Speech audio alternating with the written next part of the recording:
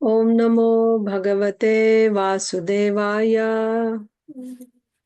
Om Namo Bhagavate Vasudevaya. Om Namo Bhagavate Vasudevaya. Om Namo Bhagavate Vasudevaya. Om Namo Bhagavate Vasudevaya. Om Namo Bhagavate Vasudevaya. Namo Vishnupadaya Krishna Preshtaya Bhutale Srimate Bhakti Vedanta Swaminiti Namine Namaste Saraswate Deve Gauravani Pracharine Nirvishesha Shunyavadi Paschatya Deshatarine Jaya Sri Krishna Chaitanya Prabhu Nityananda Sri Advaita Gadadhara Sri Vasadi Gaura Bhakta Vrinda Hare Krishna Krishna Krishna Hare Hare Hare Rama Rama Rama Hare Hare. Sri Krishna book ki jai. We're reading from Krishna book. Hare Krishna, dear devotees, welcome to today's evening session. On Rasapriya's request, we are going to read from Krishna book today instead of from Chaitanya Mangal, because it is a weekend. Usually on weekends we read Chaitanya Mangal, but we got a big gap in between because of several programs on weekends, Saturdays, festivals, starting with Janmashtami. We didn't get to actually come back, but we'll start again. For today, we are reading Krishna book. So this is chapter 71 from Krishna book, and this is entitled Lord Krishna in Indraprastha city. Let's just see what is the previous chapter, 70. Lord Krishna's daily activities in Dwaraka. Okay. So before that was Narad Muni visits Lord Krishna's various homes in Dwaraka, then Lord Krishna's activities. Now we are going to read about Lord Krishna in Indraprastha. And also we'll be reading about how Jarasandha is liberated. In the presence of the great sage Narada and all the other associates of Lord Krishna, because Narad Muni arrived, right? So in the presence of Narada and all other associates of Lord Krishna, Uddhava considered the situation and then spoke as follows. So for this you will need a little background here. So we will go back and read the last part of the previous chapter, why Uddhava is speaking here. So we saw how Narad Muni came, right? I mean, from the title you understand, Narad Muni came and he visited all the homes in Dwaraka and he saw Krishna performing various activities in different homes. So just before Narad Muni's arrival, just before the great sage Narada arrived in the Sudharma assembly house of Dwaraka, Lord Krishna and his ministers and secretaries had been considering how to attack the kingdom of Jarasandha. Because Jarasandha attacked 18 times now. 17 times he was defeated. 18th time Krishna didn't fight with him, but he apparently ran away. And then they came to Dwaraka. So, and now, actually, I think this is the 18th time that Jarasandha is going to attack. No, that's not the thing. Wait. Just before the great sage Narada arrived in the Sudharma assembly house of Dwaraka, 18 times attack is over now. This time Jarasandha is going to get killed. That's what we are going to see. Just before the great sage Narada arrived in the Sudharma assembly house of Dwaraka, Lord Krishna and his ministers and secretaries had been considering how to attack the kingdom of Jarasandha. Because they were seriously considering this subject, Narada's proposal that Lord Krishna go to Hastinapur for Maharaja Yudhisthir's great Rajasuya sacrifice did not much appeal to them. You chose a chapter. We'll have to read the previous chapter to see the connection. Anyway, Lord Krishna could understand the intentions, because this is, 2-3 things are happening simultaneously here. Lord Krishna could understand the intentions of his associates because he is the ruler of even Lord Brahma. Therefore, in order to pacify them, he smilingly said to Uddhava, "My dear Uddhava, you are always my well-wishing, confidential friend. I therefore wish to see everything through you because I believe that your counsel is always right. I believe that you understand the whole situation perfectly. Therefore, I am asking your opinion. What should I do? I have faith in you, and therefore I shall do whatever you advise." It was known to Uddhava that although Lord Krishna was acting like an ordinary man, he knew everything, past, present, and future. However, because the Lord wanted to consult with him, Uddhava, in order to render service to the Lord, began to speak. So, a little bit you have to understand what is the situation here. So, once Krishna was um, in his assembly hall, and then Narad Muni arrives there. But just before that, another person comes. That's why I said we have to see the background. See, like this. This is how the story starts. Once upon a time, a person arrived at the gateway of the assembly house, Krishna's assembly house, who was unknown to all the members of the assembly. A stranger came, and with the permission of Lord Krishna, he was admitted into the assembly by the doorkeeper. The doorkeeper was ordered to present him. Awaaz mat karo, please. It's distracting. So the doorkeeper was ordered to present him before the Lord. The doorkeeper was ordered to present him. Okay, so Krishna said, okay, let him come. And the man appeared and offered his respectful obeisances unto the Lord with folded hands. It had happened that when King Jarasandha conquered all other kingdoms, many kings did not bow their heads before Jarasandha. And consequently, all of them, numbering 20,000, were arrested and made his prisoners.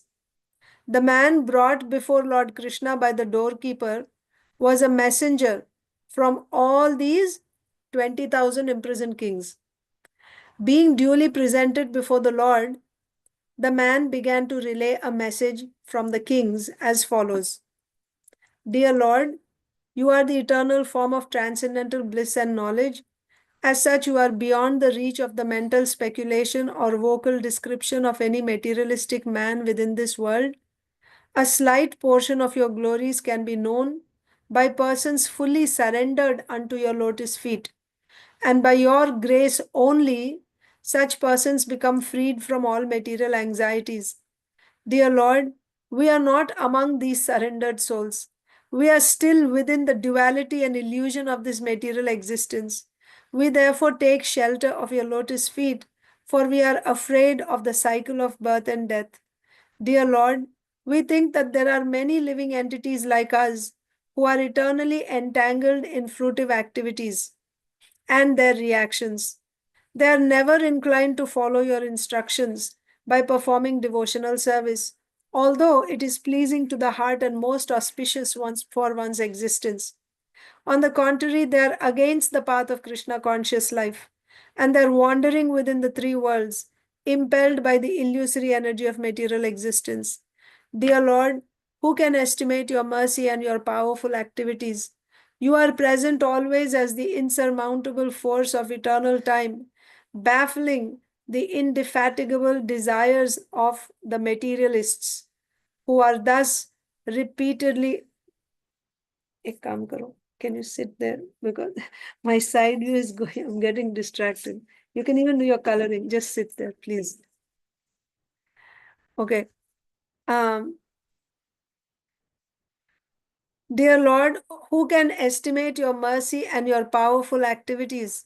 You are present always as the insurmountable force of eternal time, baffling the indefatigable desires of the materialists, who are thus repeatedly confused and frustrated. We therefore offer our respectful obeisances unto you in your form of eternal time.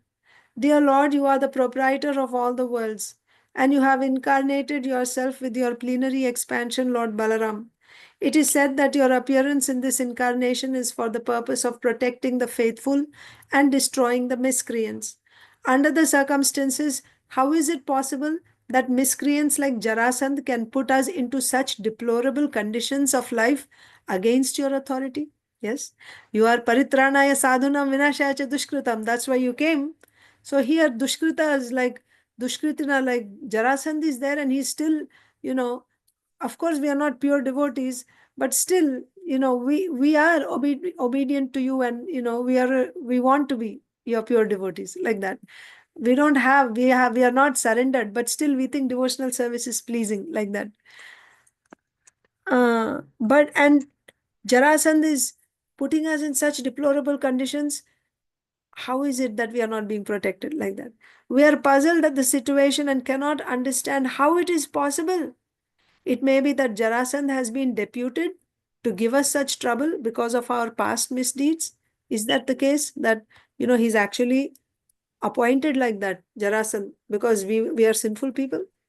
But we have heard from revealed scriptures that anyone who surrenders unto your lotus feet is immediately immune to the reactions of sinful life. We therefore offer ourselves, so now we are surrendering to you, right? We therefore offer ourselves wholeheartedly unto your shelter, and we hope that your Lordship will now give us full protection. We have now come to the real conclusion of our lives.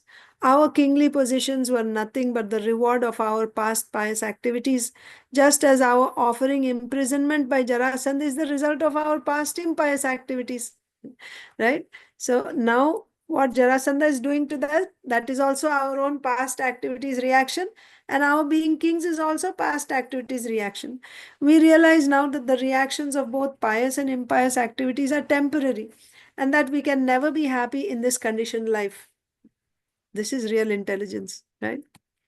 The material body is awarded to us by the modes of material nature, and on account of this, we are full of anxieties. The material condition of life simply involves bearing the burden of this dead body. As a result of fruitive activities, we have thus been subjected to being beasts of burden for these bodies. Beast of burden means donkey. Donkey carries weight. So we spirit souls are carrying the weight of this body, like that. He's saying, the person is saying here, that the material condition of life simply involves bearing the burden of this dead body. Body is never alive, right?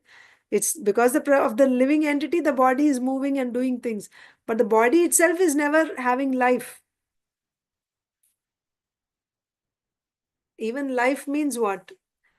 It is active because of the soul. So really, what the the soul is the one which is moving the body. Without the soul, is the body anything? So the soul is bearing this dead body. As a result of fruitive activities, we have thus been subjected to being beasts of burden for these bodies. So we are carrying these bodies, and being forced by conditioned life, we have given up the pleasing life of Krishna consciousness. Now we realize that we are the most foolish persons. We have been entangled in the network of material reactions due to our ignorance. We have therefore come to the shelter of your lotus feet. So, yeah, which can immediately eradicate all the results of fruitive action and thus free us from the contamination of material pains and pleasures. Dear Lord, because we are now surrendered souls at your lotus feet, you can give us relief from the entrapment of fruitive action made possible by Jarasandha. Dear Lord, it is known to you that Jarasandha possesses the power of 10,000 elephants, and with this power he has imprisoned us, just as a lion hypnotizes a flock of sheep.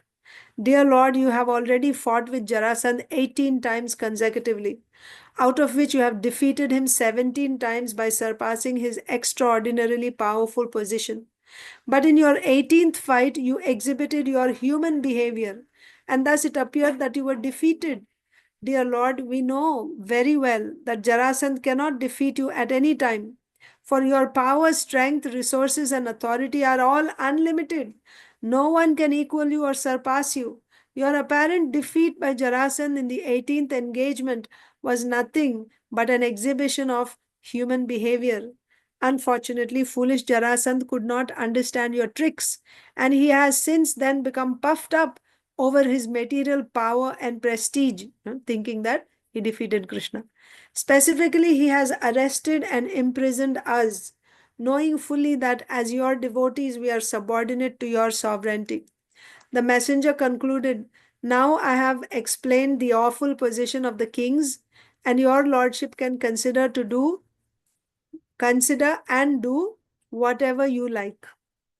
As the messenger and representative of all those imprisoned kings, I have submitted my words before your lordship and presented their prayers to you. All the kings are very anxious to see you so that they can all personally surrender at your lotus feet. My dear Lord, be merciful upon them and act for their good fortune." Like this messenger made a petition. So this is what happened first. This messenger, on behalf of the 20,000 kings that have been imprisoned, and not just imprisoned, they were kept in such deplorable living conditions. No bath, no clothes, no food. Terrible. They were just locked up and kept like that. And who are they? They are not just some criminals. They're kings. Kings have been put in this deplorable condition by Jarasandha. So on behalf of them, this messenger came and gave message to Krishna, saying that now they are surrendering to Krishna. And what happened after the messenger spoke? At that very moment, the messenger of the imprisoned kings was present. Okay. At that very moment, the messenger of the imprisoned kings was presenting their appeal before the Lord. The great sage Narada arrived. Okay. So now Narad Muni comes into the assembly hall. We saw that Narad Muni came to Dwarka. He's going to various homes of Krishna and seeing various pastimes of Krishna, right? That was in the previous chapter, or previous to previous chapter, or maybe previous chapter. These are the. So here, now Narad Muni arrives in the assembly hall, the courthouse, courtroom, like that, where all the emperor with, or the king with all his ministers, they assemble every day. So when this messenger came, just when this messenger finished speaking, Narad Muni enters. At the very moment the messenger of the imprisoned kings was presenting their appeal before the Lord, the great sage Narada arrived. Because he was a great saint, his hair was dazzling like gold. And when he entered the assembly house, it appeared that the sun god was personally present in the midst of the assembly. Because he was so effulgent, Narad Muni, it appeared like the sun god had come. Lord Krishna is the worshipable master of even Lord Brahma and Lord Shiva.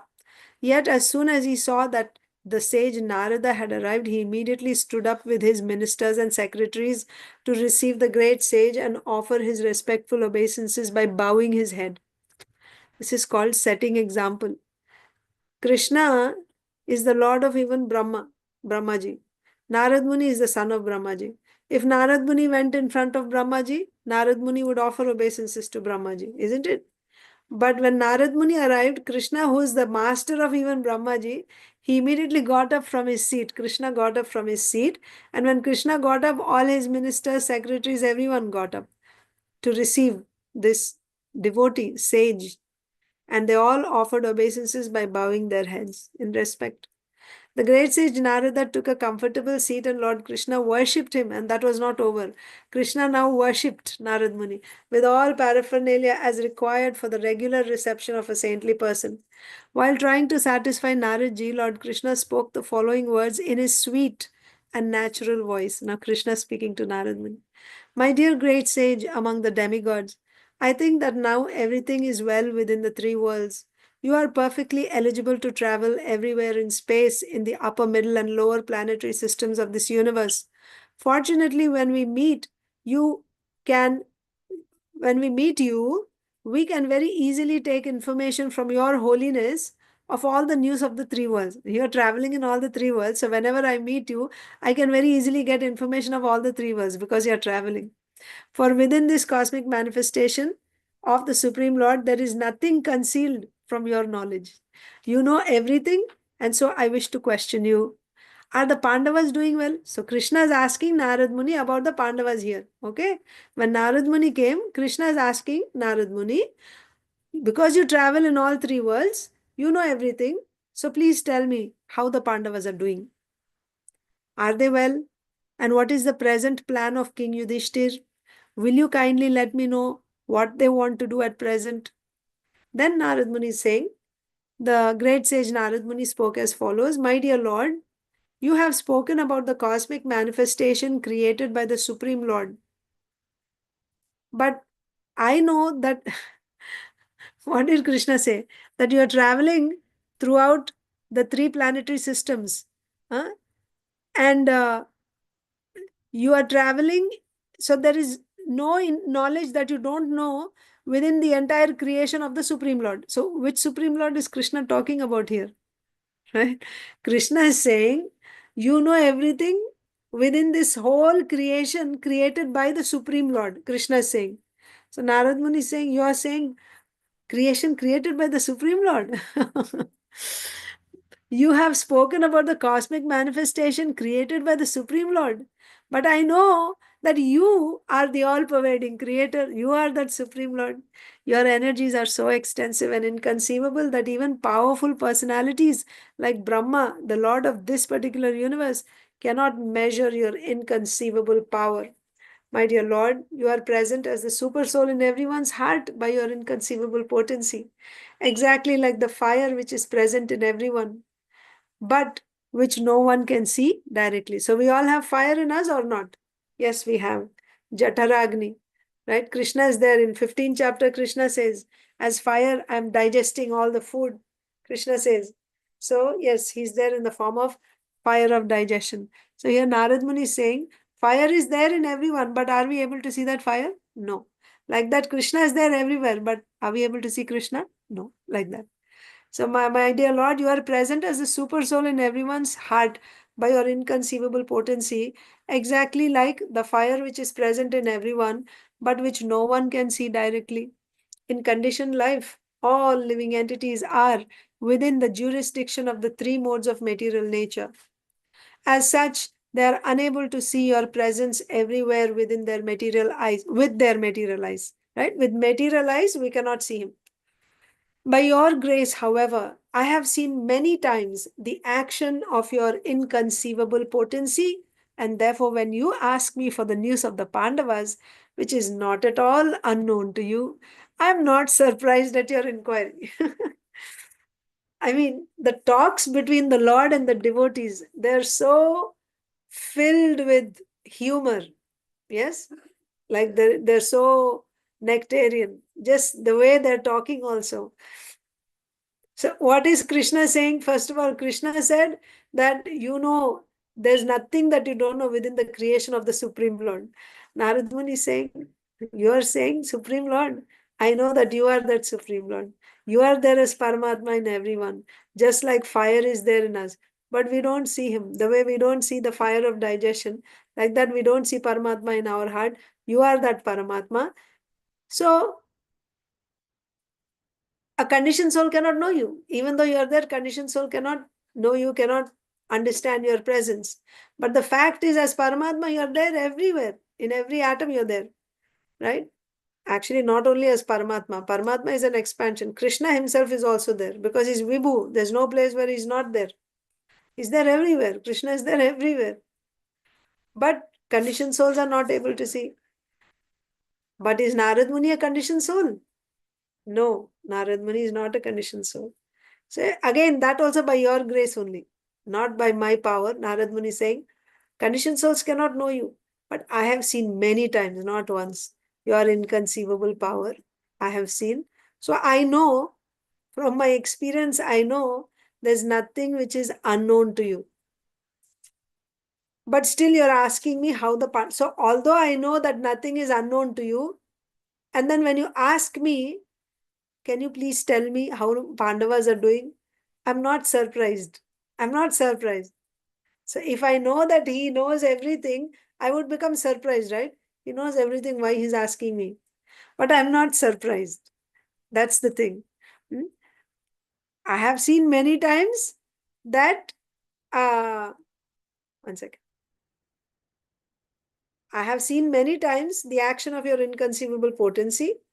So this is like your potency is inconceivable. You know everything, but also how you act, right? I'm not surprised. You ask me for the news of Pandavas. which is not at all unknown to you, but you are still asking.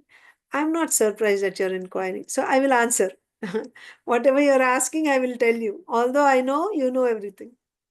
My dear Lord, by your inconceivable potencies, you create this cosmic manifestation, maintain it, and again annihilate it. You create, you maintain, and again dissolve it. Only by dint of your inconceivable potency does this material world, although. So, anyway, we won't go into this because we want to read the next chapter. So, you understand the point here. Krishna is asking Narad Muni about Pandavas. So, then Narad Muni is informing.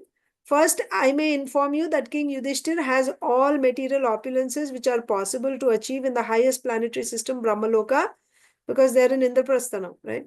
He has no material opulence for which to aspire, and yet he wants to perform, and yet, that means he's in such opulence, but still he wants to perform Rajasuya Yajna, only to get your association and please you. So Krishna had asked, what are the plans of Yudhishthir Maharaj? So Narad Muni is saying he's living very opulently. He has opulence like in the heavens, but still he wants to do Rajasuya Yajna.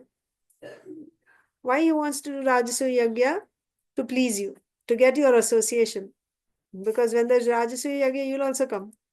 So to get your association and to please you, he wants to do Rajasuya Yajna. This is Yudhishthir Maharaj's plan. But what is the obstacle there? King Yudhishthir is so opulent that he has attained all the opulences of Brahmaloka. Even on this earthly planet, he is fully satisfied and he does not need anything more. He is full in everything, but now he wants to worship you to achieve your causeless mercy. And I beg to request you to fulfill his desires. My dear Lord, in these great sacrificial performances by King Yudhishthir, there will be an assembly of all the demigods and all the famous kings of the world. My dear Lord, you are the supreme Brahman, the personality of Godhead, one who engages himself in your devotional service by the prescribed methods of hearing, chanting, and remembering, certainly becomes purified from the contamination of the modes of material nature. And what to speak of those who have the opportunity to see you and touch you directly? That means even if somebody who's not seeing you, if he chants your name, he becomes, free from he'll transcend the material modes. Then what to speak of someone who's with you all the time, touching you, seeing you? He will certainly be liberated. My dear Lord, you are the symbol of everything auspicious. Your transcendental name and fame have spread all over the universe, including the higher, middle, and lower planetary systems. The transcendental water which washes your lotus feet is known in the higher planetary systems as Mandakini, in the lower planetary system as Bhogavati, and in this earthly planetary system as the Ganges. This sacred transcendental water flows throughout the entire universe, purifying wherever it flows. Okay, so Krishna got news about what Yudhishthir Maharaj wants to do, but there's a problem here. What is that problem? There's a third issue now. What was the first one? A messenger came from the kings that were imprisoned by. Just pay attention. First issue was there was a messenger who came from the imprisoned 20,000 imprisoned kings who were imprisoned by Jarasandha, asking for Krishna's help. That means Jarasandha has imprisoned them. They have to be liberated. So for that, something has to be done to Jarasandha. Okay. Second point is Yudhishthir Maharaj wants to do Rajasuya Yajna. Okay. What's the third point here? There's also a third thing. Just before the great sage Narada arrived in the Sudharma assembly house of Dwarka, Lord Krishna and his ministers and secretaries had been considering how to attack the kingdom of Jarasandha. Why? Because they were seriously considering this subject. Narada's proposal that Lord Krishna go to Hastinapur for Maharaj Yudhishthir's great Rajasuya sacrifice did not much appeal to them. Why they wanted to attack Jarasandha? Of course, Jarasandha was attacking Dwarka all the time. That's there, right? He attacked 18 times already. That is there. But also now this the messenger came from the kings who were imprisoned by Jarasandha. So there's another reason why Krishna should attack Jarasandha, to deliver those kings. And of course, so that he doesn't come back and attack Dwarka again, he must be, killed. So the ministers of Krishna wanted that Krishna should go and attack Jarasandha. And now Narad Muni is saying, Yudhisthir Maharaj is going to Rajasuya Yajna, and he requested, please you also go, because he's desiring. And why he is doing, the only purpose he's doing this Rajasuya Yajna is to get your association to please you. So please you come. So the ministers didn't like this idea. If Krishna goes off to the Rajasuya Yajna, what will happen here? Jarasandha. He'll have to be killed. Right. He has to be killed, right? So that was the thing. So, because they were seriously considering this subject, Narada's proposal that Lord Krishna go to Hastinapur for Maharaj Yudhishthir's great Rajasuya sacrifice did not much appeal to them. Lord Krishna could understand the intentions of his associates because he is the ruler of even Lord Brahma. What does Krishna not know?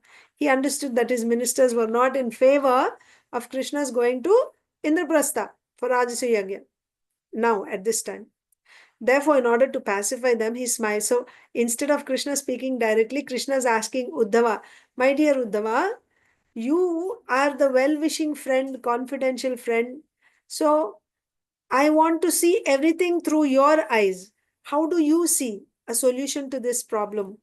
On one hand, Jarasandha has to be killed, and I have to go and attend Rajasuya Yajna also. Yudhishthir, Rajasuya, both are, that messenger came, and now Narad Muni also came and he's requesting.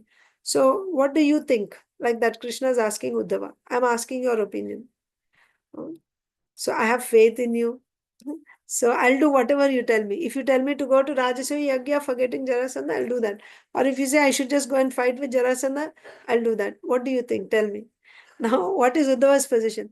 He also knows that Krishna knows everything, but still Krishna is asking. So because Krishna is asking, he will speak.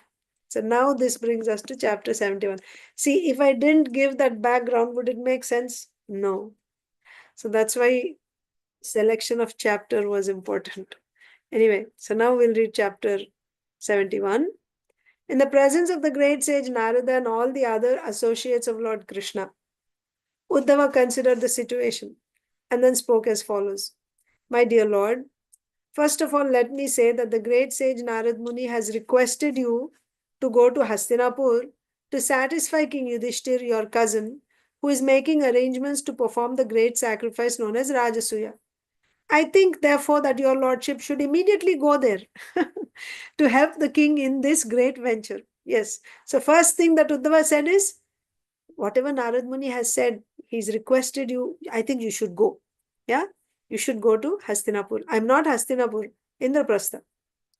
Then, although here it is said Hastinapur, it is Indraprastha, no? They're in Indraprastha now.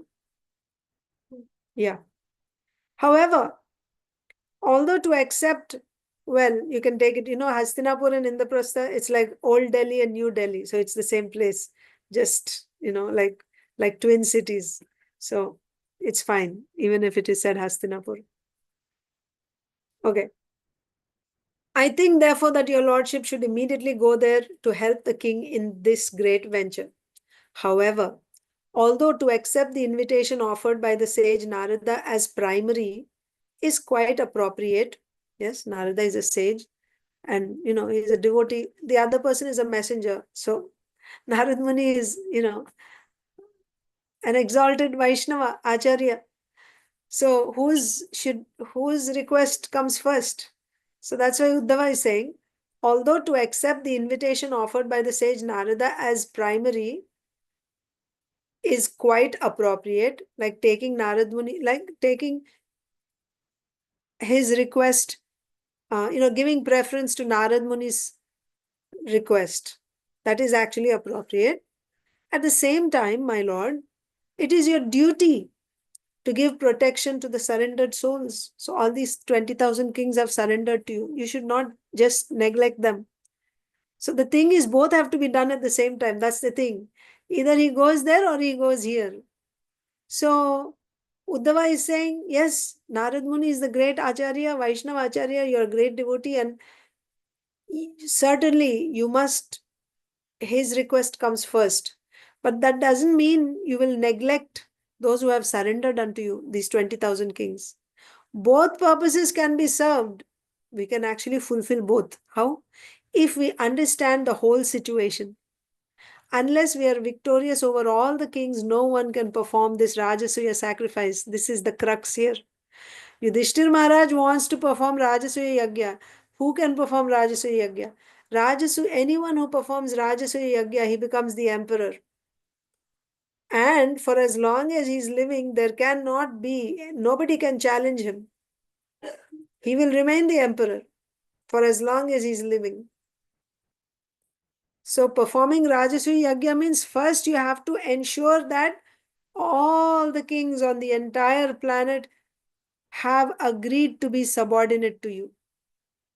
So if Yudhishthir Maharaj is going to do Rajasuya Yagya, shouldn't Jarasandha also become subordinate?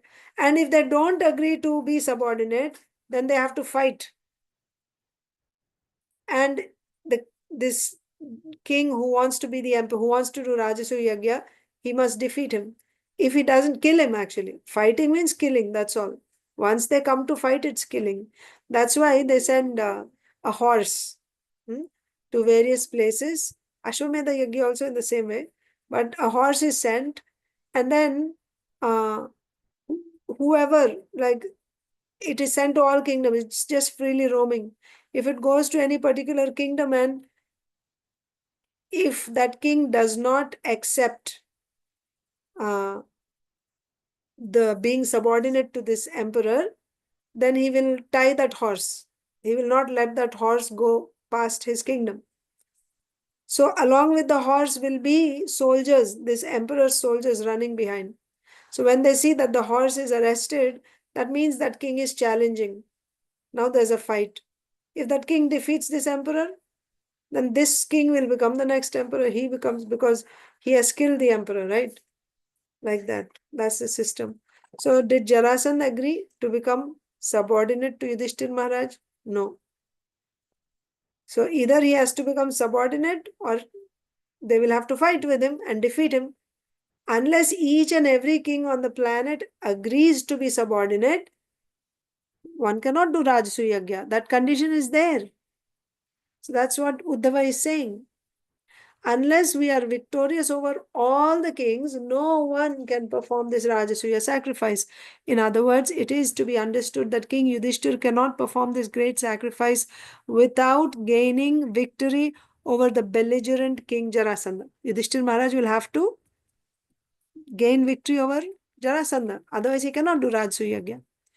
The Rajasuya sacrifice can be performed only by one who has gained victory over all directions. Therefore, to execute both purposes, what are both purposes? One is to deliver the kings that are imprisoned by Jarasandha. The other is attending Rajasuya sacrifice of Yudhishthir Maharaj. To execute both purposes, we first have to kill Jarasandha. I think that if we can somehow or other gain victory over Jarasandha, all our purposes will automatically be served. The imprisoned kings will be released, and with great pleasure we shall enjoy the spread of your transcendental fame for having saved the innocent kings whom Jarasandha has imprisoned. So naturally, if Jarasandha is killed, Yudhishthir Maharaj can do his Rajasuya Yagya, and if Jarasandha is killed, you can release all those kings also. And your transcendental fame will be spread all over the universe. Krishna has, uh, released these kings. But King Jarasandha is not an ordinary man. It's not easy to kill Jarasandha. He has proved a stumbling block even to great warriors, because his bodily strength is equal to the strength of 10,000 elephants. There's quite a few people actually at that time who had this much strength. Bhimsen had, Duryodhan also had, right? 10,000 elephants, Isha? Did Duryodhan have? No, Dushasan had. 10,000 in Yeah, not Duryodhan, but Dushasan had, in each arm he had 10,000 elephant strength. So 10,000 elephant strength in this arm and 10,000 elephant strength in this arm. Dushasan. Bhimsen had, of course, 10,000 elephants. strength of 10,000 elephants. Now Jarasandha also has strength of 10,000 elephants. So how to kill Jarasandha? Someone who has strength like him only can kill him, right? So, of course, Krishna's strength is unlimited. Krishna can kill anyone. So, Uddhava is saying, but King Jarasandha is not an ordinary man. He has proved a stumbling block even to great warriors because his bodily strength is equal to the strength of 10,000 elephants. If there is anyone who can conquer this king, he is none other than Bhimsen because he also possesses the strength of 10,000 elephants. Huh? So, who can kill now? Jarasandha. Bhimsen can kill. The best thing would be for Bhimsen to fight alone with him, right? No need of armies. Just let Bhimsen fight in a, duel, right? One-on-one combat. Then there would be no unnecessary killing of many soldiers. In fact, Jarasandh will be very difficult to conquer when he stands with his Akshauhini divisions of soldiers. That's the other thing. Not only does he personally have the strength of 10,000 elephants, he also has such a great army, like consisting of so many Akshauhinis of soldiers. Akshauhini means a certain number of chariots, like many thousands of chariots, of horses, of, foot soldiers, soldiers riding on horses, elephants, like that. There's a specific number. Like this, many Akshauhinis he has. So when he comes with his army, defeating him will become difficult. He has a big army and he's also personally so strong. But Krishna defeated him 17 times. Anyway, so the best thing would be for Bhimsen to fight alone with him. Then there would be no unnecessary killing of many soldiers.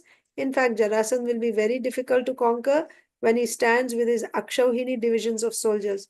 We may therefore adopt a policy more favorable to the situation. We know that King Jarasandh is very much devoted to the Brahmanas and very charitably disposed toward them. This is another thing. You know, he doesn't like Krishna, but still he's a charitable person. He gives charity to Brahmanas. He never refuses any request from a Brahmana. I think, therefore, that Bhimsen should approach Jarasandha in the dress of a Brahmana, beg charity from him. And then, so when he begs for charity, Jarasandha will ask, what do you want? Right? He'll try to give some money, some cows. So Bhimsen should say, I don't want this. I want a fight in charity, one-on-one fight, like that. Because Bhimsen is in the dress of a Brahmana, Jarasandha would not refuse. Like, that's the plan. This is Uddhava's suggestion.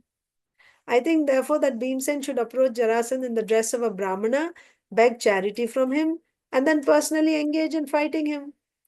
And in order to assure Bhimsen's victory, I think that your lordship should accompany him. So first now, he said you should go to Indraprastha. From Indraprastha, you accompany Bhimsen and go to Jarasandha. You should be there. When Bhimsen is fighting with Jarasandha, you should personally be there. For your presence makes everything impossible possible. Indeed, Lord Brahma creates this universe and Lord Shiva destroys it simply through your influence. So you understood what is Uddhava's plan, right? He said, go to Indraprastha, take Bhimsen and go to Jarasandha, disguised as Brahmanas, and let him beg for charity. And because Jarasandha is very favorable to Brahmanas, charitably disposed, he will give. Then let Bhimsen ask for us one-on-one fight, a duel, right, with Jarasandha. Then Bhimsen will be able to kill. But still, I want you should be there. Because when you are there, that which is impossible becomes possible.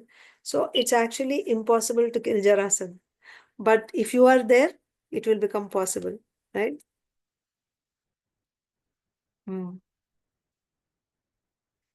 So then there's glorification of Krishna by Uddhava. Actually, you create and destroy the entire cosmic manifestation.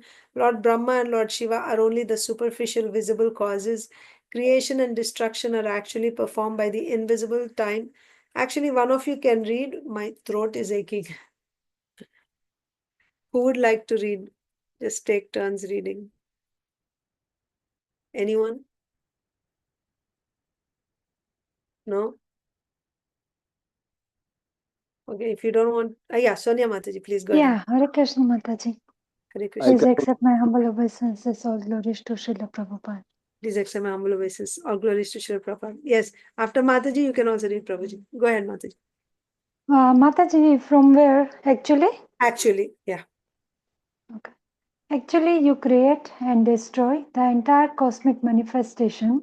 Lord Brahma and Lord Shiva are only the superficially visible causes. Creation and destruction are actually performed by the invisible time factor, which is your impersonal representation. Everything is under the control of this time factor. If your invisible time factor can perform such wonderful acts through Lord Brahma and Lord Shiva, will not your personal presence help Bhimsena conquer Jarasandha? My dear Lord, when Jarasandha is killed, the queens of all the imprisoned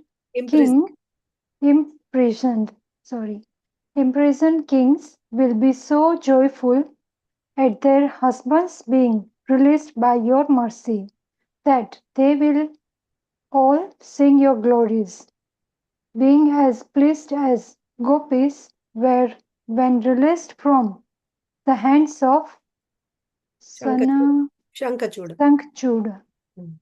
All the great sages, the king of elephant Gajendra, the goddess of fortune Sita, and even your father and mother were all delivered by your causeless mercy. We also have been thus delivered, and we always sing the transcendental glories of your activities. You can keep reading, Mataji.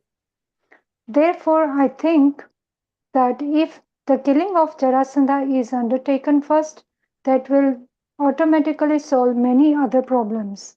As for the Rajasuya sacrifice arranged in Hastinapur, it will be held either because of the pious activity of the imprisoned kings or the impious activities of Jarasandha. 1 minute, Mataji. So here, in the previous paragraph, we read that when Jarasandha is killed, so what is going to, Rajasuya Yagya will be taken, they'll be able to conduct, isn't it? Because for Rajasuya Yagya to be conducted, all kings on the planet Earth have to either submit themselves to the king or they have to fight and this king has to kill.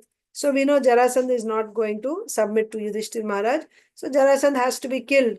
Only when Jarasandha is killed, Yudhisthir Maharaj's Yagya, Rajasuya Yagya will happen. The other point is, when you kill Jarasandha, the queens of these kings that are imprisoned by Jarasandha, they'll become so happy, right? That means both can be achieved simply by killing Jarasandha. Both purposes can be fulfilled. The Rajasuya Yagya will be performed and the kings can be released. By killing Jarasandha, both things can be done like this. And then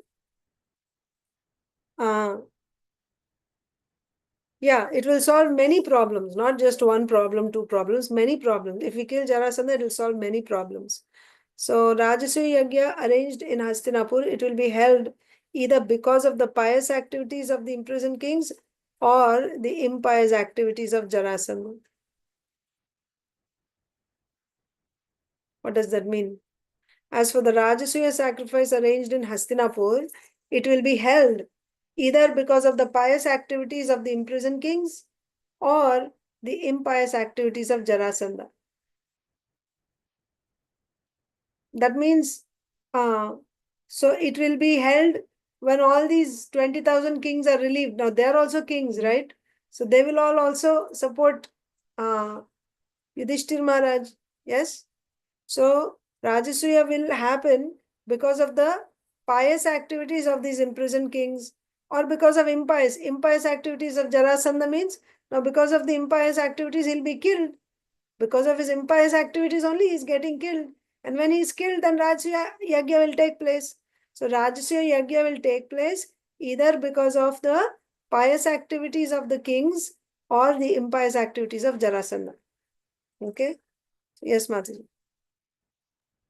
My lord, it appears that you are to go personally to Hastinapur to conquer demonic kings like Jarasandha and Shishupal, to release the pious imprisoned kings, and also to perform great Rajasuya sacrifice. Considering all these points, I think that your lordship should immediately proceed to Hastinapur. Yes. So that's the conclusion of Uddhava. Krishna should go to Hastinapur, and he has to be personally be present also for Jarasandha to be killed. So go to Hastinapur, take Bhimsen and go to Jarasandha in disguise, ask for charity, and then fight and kill him. By killing him, those kings will be released, and they will also now contribute to the Rajasuya sacrifice. And also Jarasandha's getting killed also will contribute to the performance of Rajasuya sacrifice. So I think the best thing is now you should immediately leave to go to Hastinapur. So yeah, Prabhuji, Narsimha Praladesha.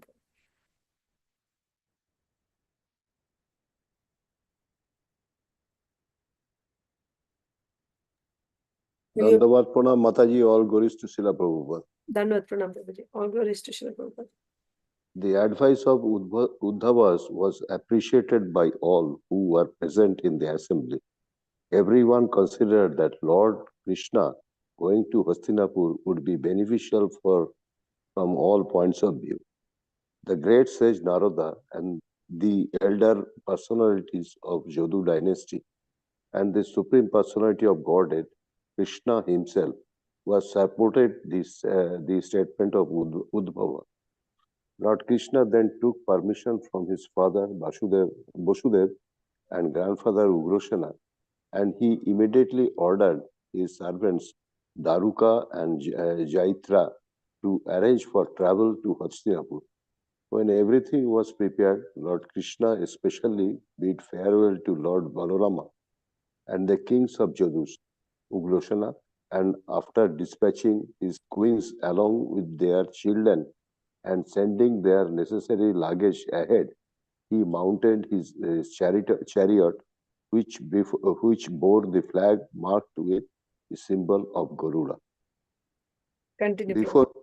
Before starting the procession, Lord Krishna satisfied the great sage Narada by offering him different kinds of articles of worship. Naradaji wanted to fall at the lotus feet of Krishna, but because the Lord was playing a part of human being, he simply offered his respect within his mind and fixing the transcendental form of the Lord within his heart. He left the assembly house by the airways. Usually, the sage Narada does not walk on the surface of the globe, but travels in outer space. After the departure of Narada, Lord Krishna addressed the messenger who had come from the imprisoned king and told him that they should not be worried, and for he would be very soon arranged to kill the king of Magad, Jarasandha.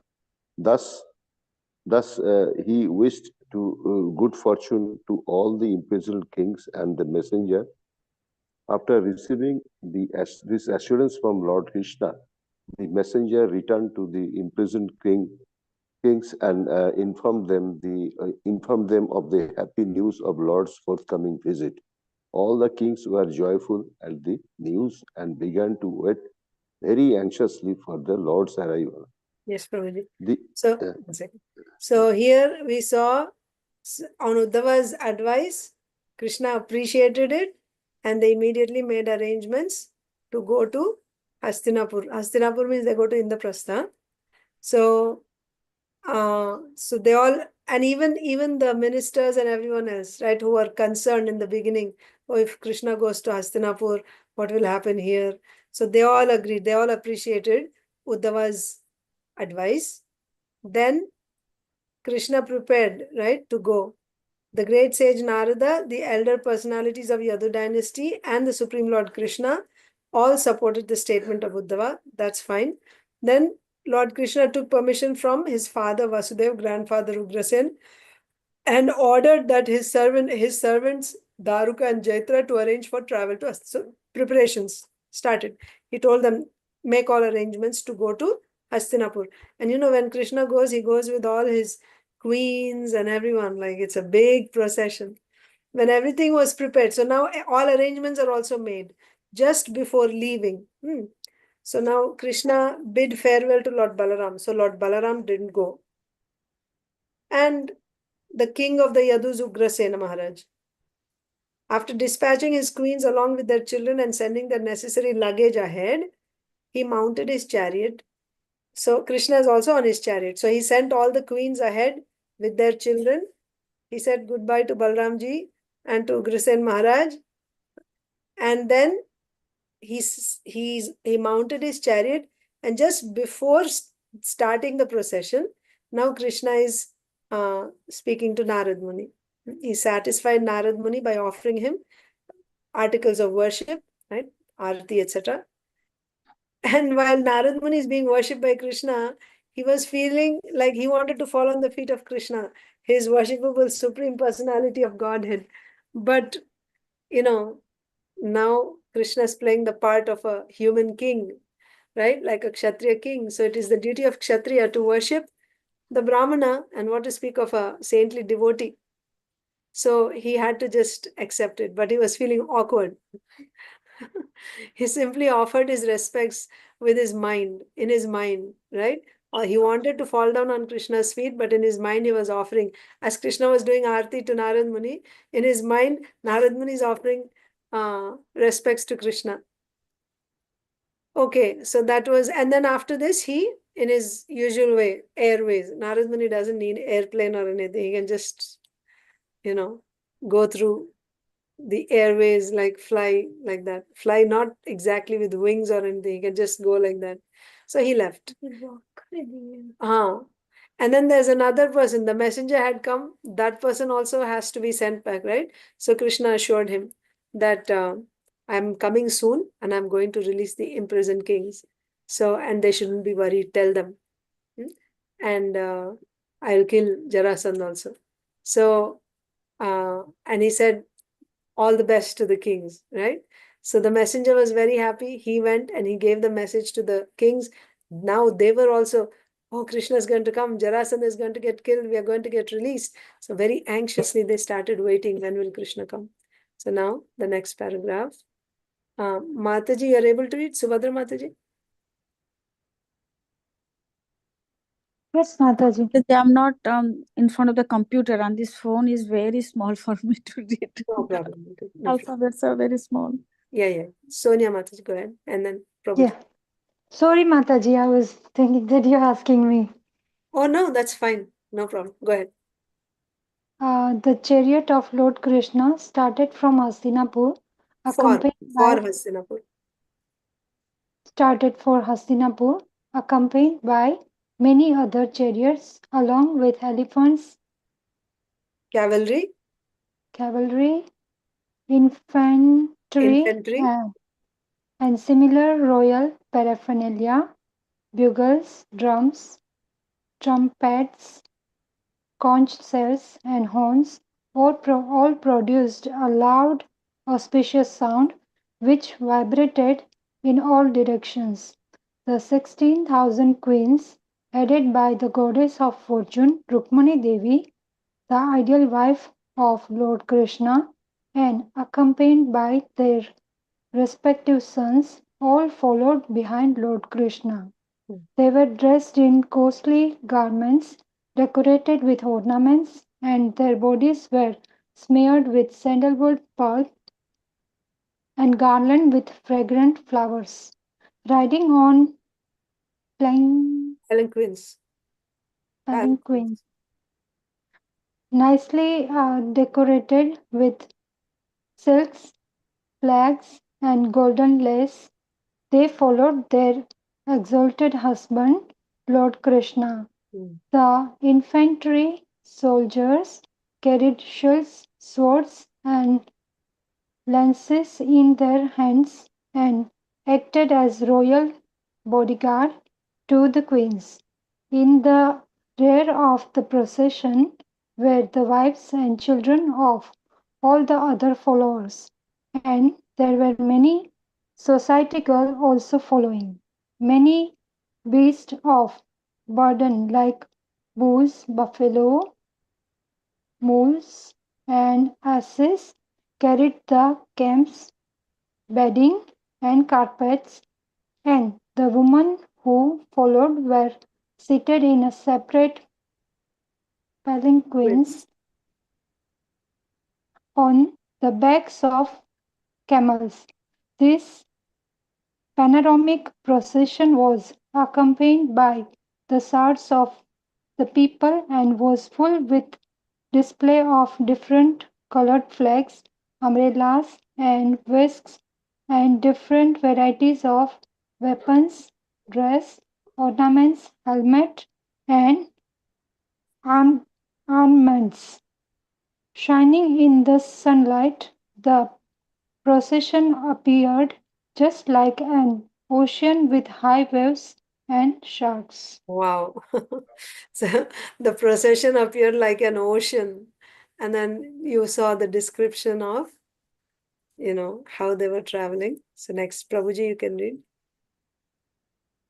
In this way, the procession of Lord Krishna's party advanced towards Hastinapur, New Delhi, on merit, and gradually passed through the kingdoms of Anartha, Gujarat province, Sauvira, Surat, the great deserts of Rajasthan, and then Kurukshetra. Between those kingdoms were many fountains, rivers, towns, villages, pasturing grounds, and mining fields. The procession passed through all these places in its advance. On the way to Hastinapur, the Lord crossed two big rivers, the Rishadvati. Dashabhuti and Saraswati, and the Saraswati. Then he crossed provinces of Panchala and Matsya. In this way, he ultimately arrived at Hastinapur or Indraprastha. The audience of the Supreme Personality of Godhead, Krishna, is not all is not at all commonplace. Therefore, when King Yudhisthir heard that Lord Krishna has arrived in his capital city, Hastinapur, he became so joyful that all his bodily hair stood on the end in great ecstasy. He immediately came out of the city to properly receive the Lord. He ordered the musical vibration of different instruments and songs, and the Lord and learned Brahmanas of the city began to chant the hymns of Vedas very loudly. Lord Krishna is known as Rishikesha, the master of the senses, and King Yudhisthir went forward to receive him, exactly as the senses meet the consciousness of life. King Yudhisthir was the elder cousin of Krishna. Naturally, he had great affection for the Lord, and as soon as he saw him, his heart became filled with great love and affection. He had not seen the Lord for many days, and therefore he thought himself most fortunate to see the Lord present before him. The king therefore embraced Lord Krishna again and again in great affection. So Krishna and the procession arrived at Indraprastha. Yudhishthir Maharaj is receiving Krishna like this. He's very happy. Yes, Prabhuji, continue. The eternal form of Lord Krishna is very everlasting residence of the goddess of fortune.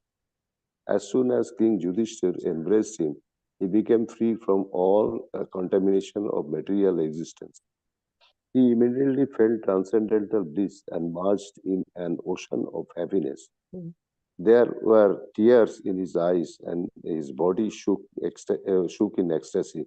He completely forgot that he was living in this material world. After this, Bhimsena, the second brother of Pandavas, smiled and embraced Lord Krishna, thinking of him as his own maternal cousin, and thus he also merged in great ecstasy. Bhimsena was so filled with ecstasy that for the time being he forgot his material existence. Then Lord Sri Krishna himself embraced the other three Pandavas, Arjun, Nakul, and Sahoden. The eyes of all three brothers were inundated with tears, and Arjuna embraced Krishna again and again because they were intimate friends. The two younger Pandava brothers, after being embraced by Lord Krishna, fell down at his lotus feet to offer their respects. Lord Krishna thereafter offered his obeisances to the Brahmanas present, as well as his elder members of the Kuru dynasty, like Bhimshana, Drona, and Dhritarashtra. There were many other kings of different provinces such as Kuru, Srinjaya, and Kekaya, and the Lord duly reciprocated greetings and respects with them. The professional reciters like the Sutas, Magadhas, and Bandis, accompanied by the Brahmanas, offered their respectful prayers to the Lord, performing artists like the Gandharvas as well as the royal jokers began to play their panavas drums, conch shell, kettle drum, bhinas, mridangas, and bugles, and they exhibited their dancing art to please the Lord. Thus, all the famous Supreme Personality of God, Lord Krishna, entered the great city of Hastinapur, which was opulent in every respect. While Lord Krishna was entering the city, all the people talked among themselves about the glories of Lord, praising their transcendental name, qualities, form, and so on. Yes, Prabhu. Thank you. The Sonia roads, Mataji, you also want to read? Okay. the road, streets, and the lanes Prabhuji, of... Mataji, Rasapriya will read. Thank you. Okay. Baja. The road, streets. The roads, streets, and lanes of Hastinapur were all sprinkled with fragrant water through the trunks of intoxicated elephants. In different places of the city, there were colorful festoons and flags decorating the houses and streets. At important crossroads, there were gates with golden decorations, and at the two sides of the gates, were golden water jugs. These beautiful decorations glorified the of the city. Participating in this great ceremony, all the citizens gathered here and there, dressed in colorful new clothing and decorated with ornaments, flower garlands, and fragrant scents. The houses were all illuminated by hundreds and thousands of lamps placed in different corners of the Cornices. Wow. Walls, columns, bases, and Architraves. And from far away the rays of the lamps appeared to be celebrating the festival of Deepavali, a particular festival observed on the New Year's Day of the Hindu calendar. Within the walls of the houses, fragrant incense was burning, and smoke rose through the windows, making the entire atmosphere very pleasing.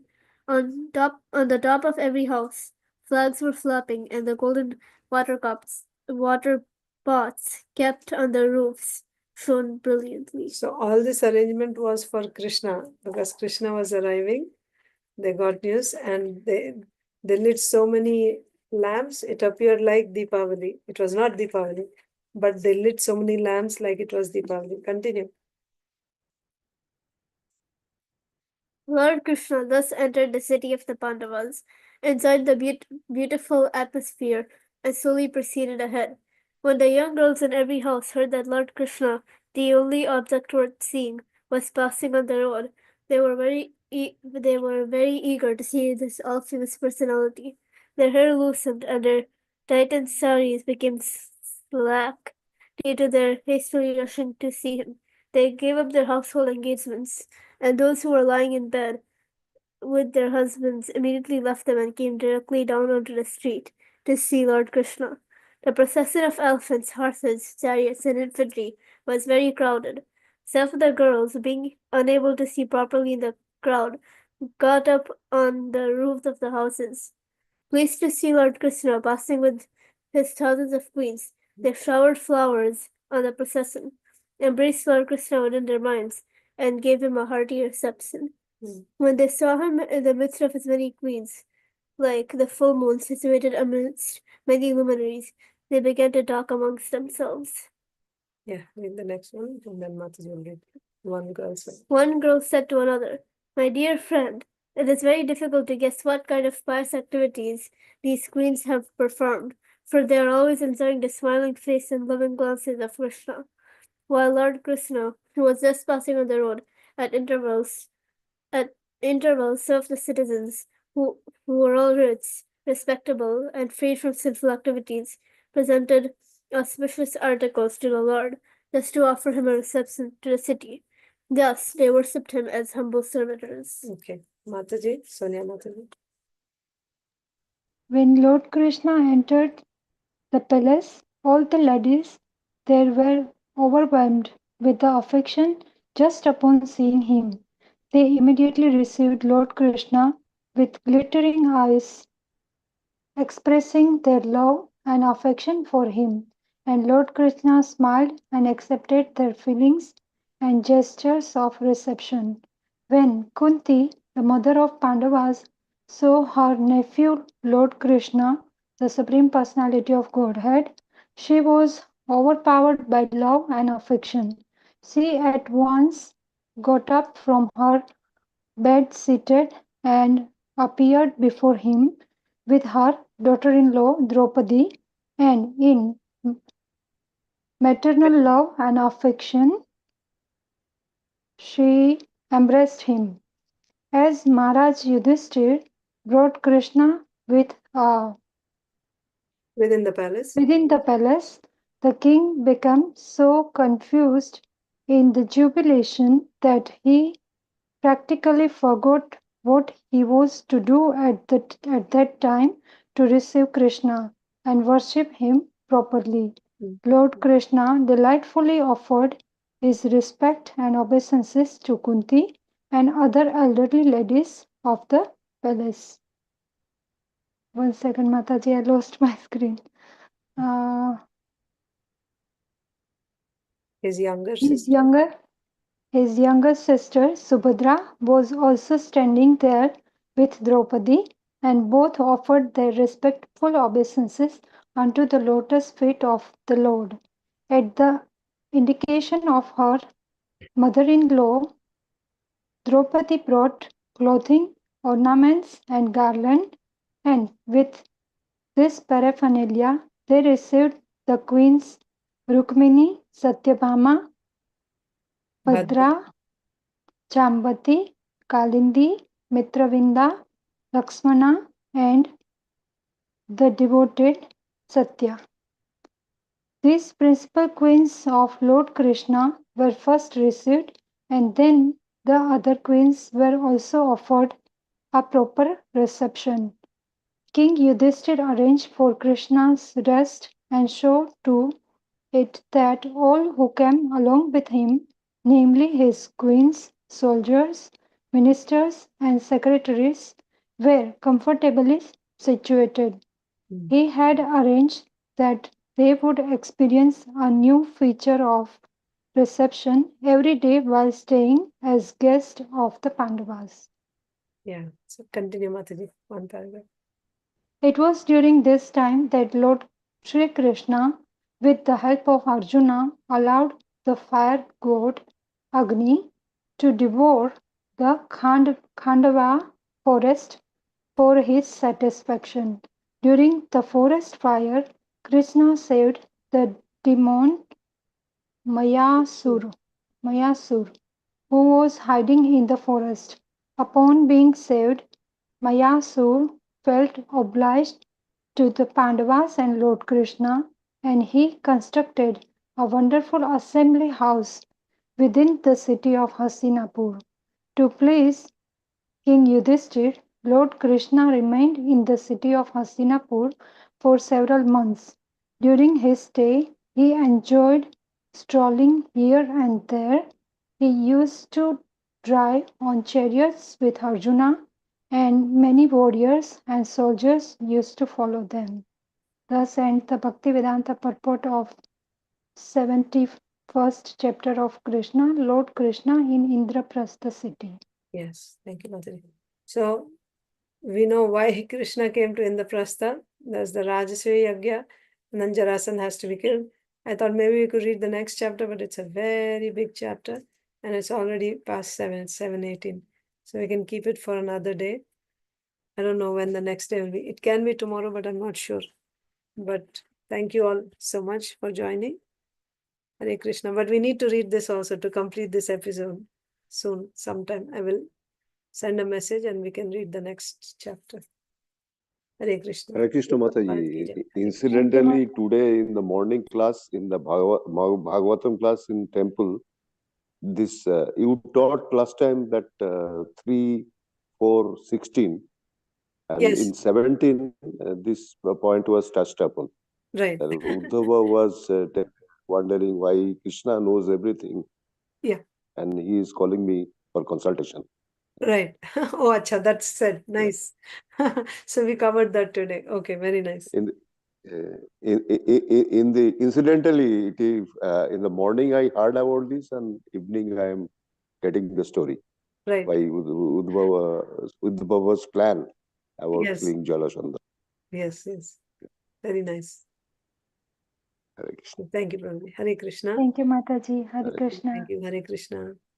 Srila Prabhupada ki jai. Jai. Thank you, Mataji. Ki jai. Hare Krishna. Hare Krishna, Mataji. Thank you. Hare Krishna.